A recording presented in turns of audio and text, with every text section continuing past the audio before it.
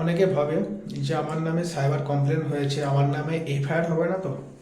আমি বলছি দাদা, এফআইআর অত সহজে হবে না, এফআইআর করতে হয়। কমপ্লেন তুমি আমি করতে পারবো, কিন্তু এফআইআর অত সহজে করতে পারবো না।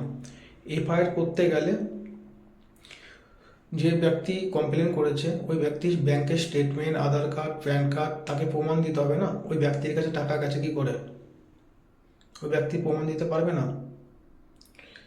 তো অতএব সাইবার কেস নিয়ে আতঙ্কিত হওয়ার কোনো দরকার নেই। এফআইআর অত সহজে হয় না। এফআইআর নিজেকে করতে হয় অটোমেটিক্যালি। পুলিশ যেই থানায় কেস হয়েছে সেই থানার থেকে অটোমেটিক্যালি এফআইআর হয় না। বোঝা গেল? সাইবার কেস নিয়ে আতঙ্ক হওয়ার কোনো দরকার নেই। আমি আবারও বলছি, এফআইআর অত সহজে হবে না।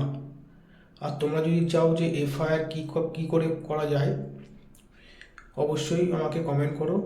আমি টোটাল এফআইআর ব্যাপার নিয়ে আমি ভিডিওর মাধ্যমে তুলে ধরবো।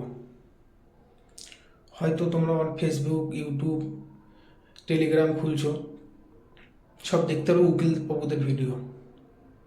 আমি আগের ভিডিওতে বলেছিলাম সবাই যে এটার খেলা, সঠিক রাস্তা করে দেখাবে না, ওটা বিজনেস। যাই হোক, ভয় পাওয়ার কোনো দরকার নেই।